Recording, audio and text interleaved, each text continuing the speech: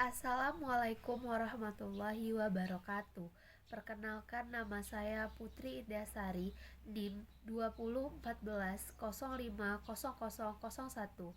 Baiklah, di sini saya akan menjelaskan materi kelompok saya, yaitu Pancasila sebagai sistem filsafat. Materi yang akan saya bahas yang pertama, mendefinisikan pengertian, pengetahuan, ilmu, dan filsafat. Yang kedua, membedakan antara pengetahuan, ilmu, dan filsafat. Yang ketiga, mengidentifikasi ciri-ciri berpikir ilmiah filsafat. Yang pertama, pengertian ilmu. Secara umum, ilmu adalah sebagian pengetahuan yang bersifat koheren, empiris, sistematis, dapat diukur, dan dapat dibuktikan. Sedangkan menurut Kamus Besar Bahasa Indonesia KBBI edisi ketiga, ilmu berarti pengetahuan atau kepandaian. Yang kedua, pengertian pengetahuan. Pengetahuan adalah informasi yang disadari atau didapatkan oleh seseorang melalui panca indera manusia yang sebagian besar diperoleh melalui mata dan telinga. Pengetahuan dapat dibedakan menjadi dua. Yang pertama, pengetahuan yang diperoleh melalui persetujuan, yaitu dengan cara mempercayai apa yang dikatakan oleh orang lain, karena kita tidak dapat belajar segala sesuatu dari pengalaman kita sendiri. Yang kedua, pengetahuan dapat diperoleh melalui observasi ataupun secara langsung. Menurut Juhaya, pengetahuan yang kita miliki sebagai individu-individu di dalam masyarakat bersifat sementara atau tidak kekal. Yang ketiga, pengertian filsafat. Filsafat adalah pandangan hidup seseorang atau sekelompok orang mengenai konsep dasar mengenai kehidupan yang dicita-citakan. Secara filosofis terdapat kesulitan dalam mendefinisikan filsafat yang disebabkan oleh hal-hal berikut.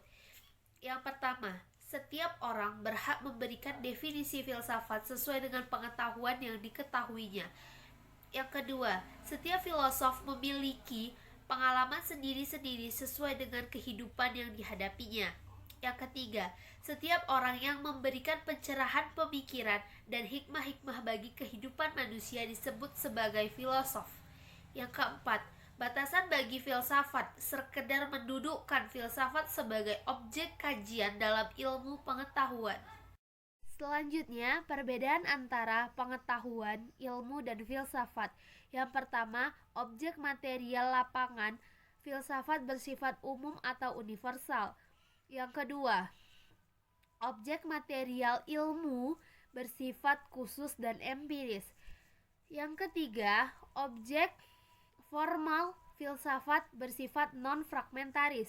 Yang keempat, objek formal ilmu bersifat fragmentaris, spesifik, dan intensif. Selanjutnya, ciri-ciri berpikir ilmiah. Yang pertama, melodis. Yang kedua, sistematis. Yang ketiga, koheren. Yang keempat, rasional. Yang kelima, komprehensif. Yang keenam, radikal. Yang ketujuh, universal. Yang pertama, melodis, yaitu menggunakan metode cara jalan yang lazim digunakan oleh filsuf dalam proses berpikir filsafat. Yang kedua, sistematis, yaitu unsur-unsur yang di dalamnya terdapat kaitan antara satu dengan yang lainnya, sehingga tersusun pola berdasarkan pemikiran yang filosofis. Koheren, jika berpikir, unsur-unsurnya tidak boleh mengandung uraian yang bertentangan antara satu dengan yang lainnya, tetapi tetap memiliki uraian yang logis dan jelas. Rasional harus berdasar pada pola berpikir yang baik dan benar, menunjukkan bahwa proses berpikir dan hasil pemikiran filsafat dapat diterima secara logis, bukan hanya sekedar pemikiran umum. Komprehensif, melihat objek bukan dari satu sudut pandang saja, melainkan secara utuh dan menyeluruh, agar dapat dikembangkan dalam rangka manusia dan kemanusiaan secara luas dan kaya dengan kebenarannya masing-masing. Radikal, cara berpikir mendalam sampai batas akhir persoalannya untuk menemukan dan mengangkat dasar-dasar pemikirannya secara utuh ke permukaan.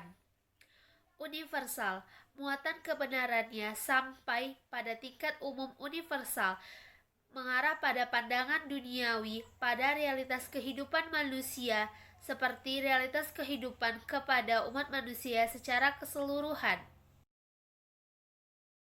Jadi, kesimpulannya, Pancasila sebagai sistem filsafat adalah kesatuan yang memiliki fungsi tersendiri, tujuan yang sama, keterkaitan dan ketergantungan. Karena filsafat adalah upaya mencari kebijaksanaan hidup dalam membangun peradaban manusia. Baiklah, mungkin hanya itu presentasi dari saya mengenai Pancasila sebagai sistem filsafat. Apabila ada kata-kata saya yang salah, mohon dimaafkan. Saya akhiri dengan wabillahi taufiq wal hidayah. Assalamualaikum warahmatullahi wabarakatuh.